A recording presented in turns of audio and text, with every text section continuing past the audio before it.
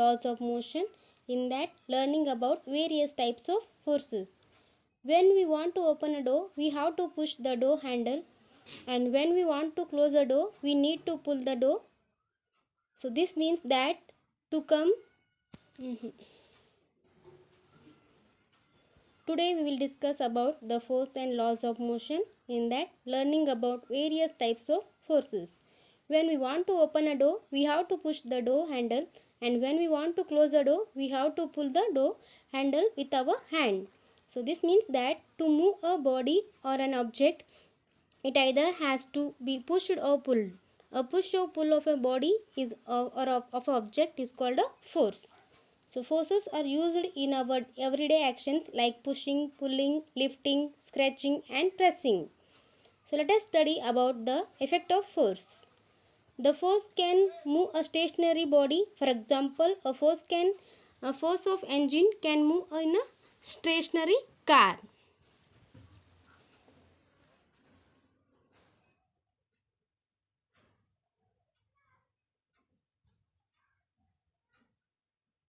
A force can stop a moving body. For example, a force of brakes can stop a moving car.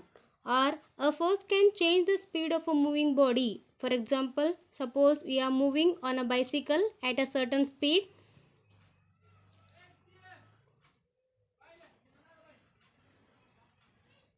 See in this video.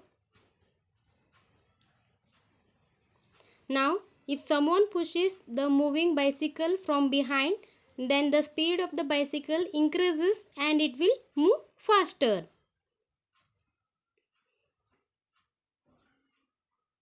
Now, if someone pushes the moving bicycle, or on other hand, if someone pulls the moving bicycle from behind, then the speed of the bicycle decreases and it will move slower. Thus, a push or pull can change the speed of a moving bicycle.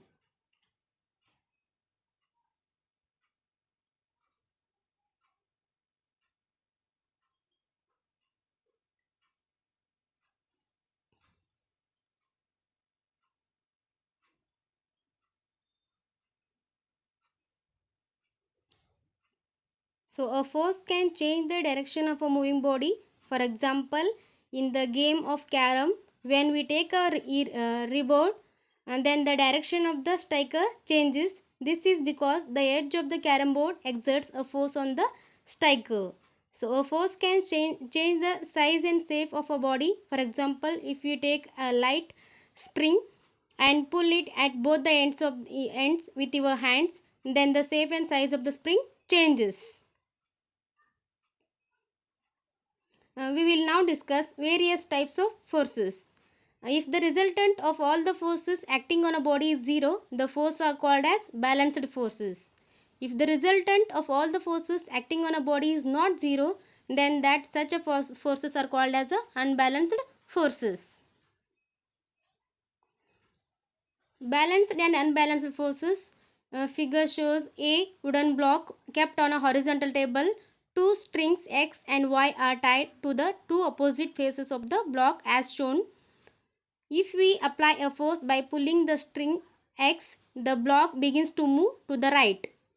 Similarly, if you pull the string Y, the block moves to the left.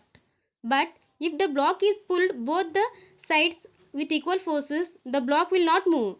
Such forces are called balanced forces and do not change the state of rest or a motion of an object. Now let us consider a situation in which two opposite forces of different magnitudes pull the block. In this case, the block would begin to move in the direction of the greater force. So this is called as an unbalanced force acting on a block.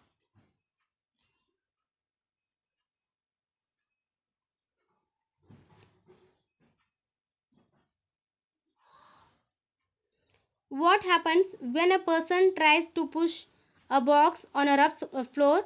If he pushes the block with the same force, the box does not move because of friction acting in a direction opposite to the push. So the frictional force arises between two forces in contact. In this case, it acts between the bottom of the box and the floor's rough surface. It balances the pushing force and therefore the box does not move. The person pushes the box harder but it will not move. This is because the frictional force still balances the pushing force. If the person pushes the box harder still, the pushing force becomes greater than the frictional force. Then there is an unbalanced force, so box starts moving. First law of motion. By observing the motion of an object of an inclined plane, Galileo deduced the objects move with a constant speed when no force acts on a body. So he observed that when a marble rolls down an inclined plane, its velocity increases. The marble falls under the unbalanced force of gravity. As it rolls down, the train attains a defined velocity. So its velocity decreases when it climbs up. Shows a marble resting on a certain place. So Galileo argued that when a marble is released from left, it would roll down the safe and go up to the same place. So if the inclination of the plane on both the sides is equal, then the marble will climb up the same direction as it shows. If the angle of inclination of the right side plane was gradually decreased, then the marble would travel further distance till it reaches to the original position. So if the right side of the plane was ultimately made horizontal, the marble would continue to travel forever trying to reach the same height at it is released from. So the unbalanced force on the marble in this case is 0. If this suggests that an unbalanced force is required to change the motion of a marble but not net force needed to certain the uniform motion of the marble. So Newton's first law of motion.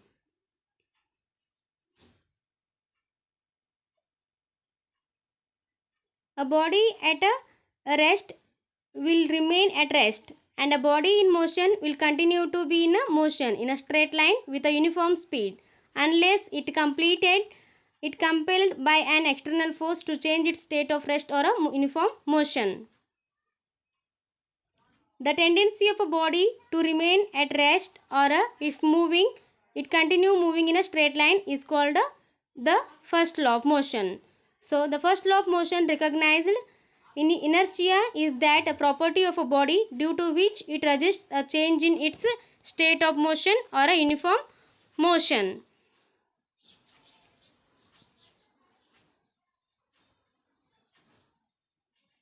Now, the law of inertia can be explained on the basis of the certain experiences that we have while traveling in a motor car. We tend to remain at rest. With the application of brakes, the car slows down, but our body tends to continue in the same state of motion because it is inertia. A sudden application of brakes may thus cause injury to us by impact or collision with the panels in front. So safety belts are worn to prevent such accidents. So safety belts exerts a force on our body to make the forward motion slower. An opposite experience is encountered when we are standing in a bus and the bus begins to move suddenly. Here we tend to, so this is because the sudden start of the bus brings motion to the bus as well as to our feet in contact with the floor of the bus. So but the rest of our body opposes the motion of an object. This is because of inertia.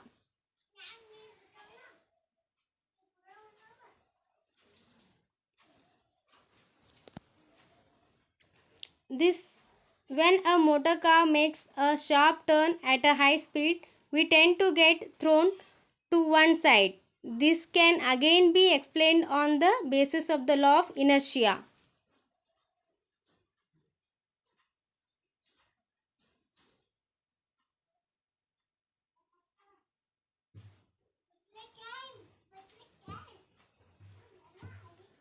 We tend to continue in our straight line motion when an unbalanced force is applied by the engine to change the direction of motion of a motor car. We slip to one side of the seat due to the inertia of our body.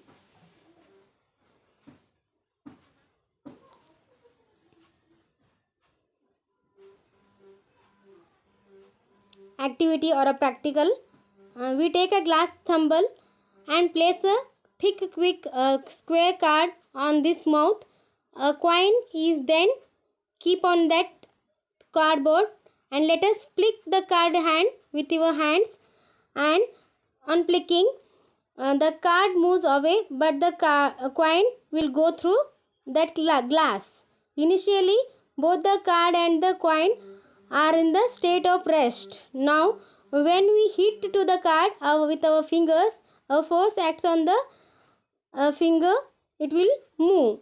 Due to this, the card moves away from the mouth of the glass tumbler, and the force of our flick, however, does not act on the coin. So when the card moves away, the coin falls into glass tumbler because it prepares to maintain its state of rest due to inertia. So the coin falls into the glass tumbler because it prepares to maintain its state of rest due to inertia.